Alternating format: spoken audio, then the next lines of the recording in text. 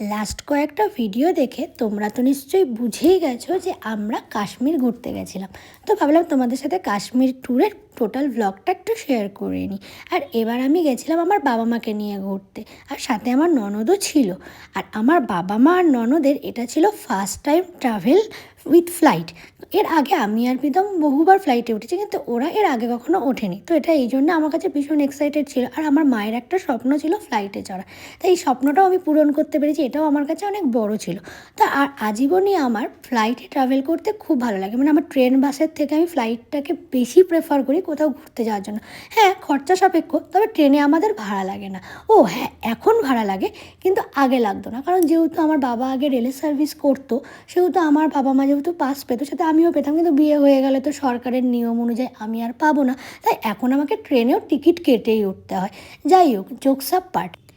First time flight journey, ওদের এক্সপিরিয়েন্সটা আমি তোমাদের সাথে পরে কোনো ভিডিওতে শেয়ার করে নেব। আর আমাদের ফ্লাইট ছিল কলকাতা থেকে দিল্লি, অ্যান্ড দিল্লি থেকে ছিল আমাদের জম্মু পর্যন্ত, জম্মু রাজধানী। হ্যাঁ, আমরা ট্রেনে করে জম্মু পর্যন্ত গেছিলাম। আর দিল্লির রাস্তাগুলো এত সুন্দর, ভিডিও না করে থাকাই যায় না। আর গিয়ে পেয়ে গেছিলো খুব খেতে, তাই আইসক্রিম খেয়েছিলাম। ভাবা যায়, খিদে পেলে মানুষ আইসক্রিম খায়।